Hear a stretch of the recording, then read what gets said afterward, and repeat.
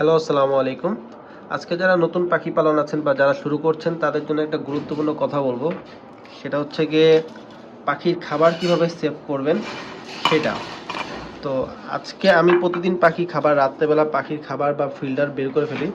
তো আজকে আপনাদের সাথে একটা ভিডিও করে জানাই দিচ্ছি, সেটা হচ্ছে গিয়ে পাখির খাবার প্রতিদিন আমরা যেভাবে ফেলে দিই বা অনেকে আছে নতুন অবস্থায় যারা শুরু করতেছেন তারা পাখির খাবার ফেলে দেয়।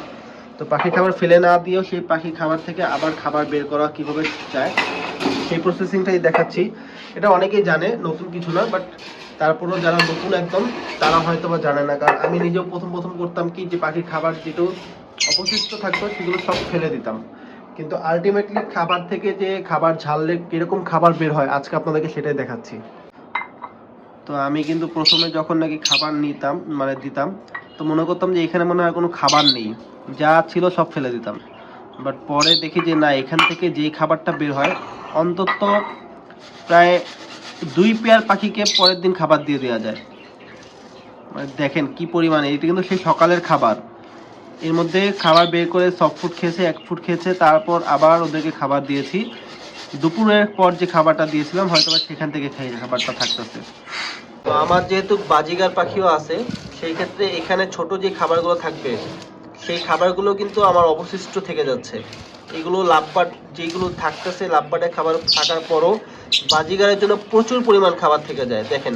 কারণ ছোট খাবারগুলো আমার লাভবাটগুলো খায় না, এগুলো প্রত্যেকটা বাজিগার পাখির জন্য। আমার বাজিগার পাখি কিন্তু তাহলে আর এক্সট্রা কোনো খরচ করা লাগতেছে না যদি প্রতিদিন এভাবে আমি ঝেড়ে নিই। তো যারা কম্বিনেশনে লাভবার্ড এবং বাজিগার একসাথে পালতেছেন, দেখেন এখানে 2টা বক্সের খাবার, 1 বাটি খাবার হয়ে গেল, আরও বাকিগুলো তো বাকি আছেই।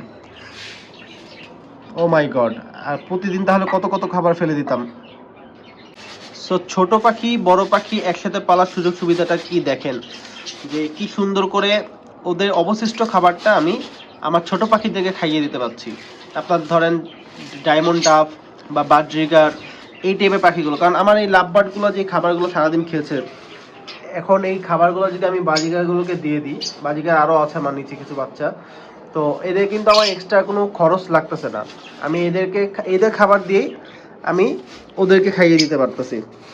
তো এই দেখেন, এটা হচ্ছে গিয়ে আজকে রাত্রের ঝাড়া খাবার, আরও ঝাড়তেছে।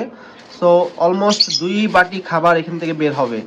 তাহলে এটা হচ্ছে কি আপনার কস্টিং মিনিমাইজের মানে একটা মাধ্যম বলতে পারেন।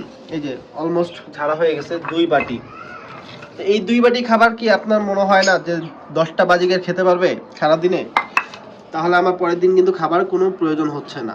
তো এটাই হচ্ছে গিয়ে, আপনি এভাবে ক্যালকুলেট করে যদি থাকেন তাহলে অবশ্যই আপনার খরচ কমে আসবে এবং তখন আপনার প্রফিটটা একটু হলেও আপনি বুঝবেন। আলহামদুলিল্লাহ প্রত্যেকটা পাখি এখন ঘরে ব্রিডিং বক্সে আছে এবং আমি এদের পানির পাত্র সব সরিয়ে দিব।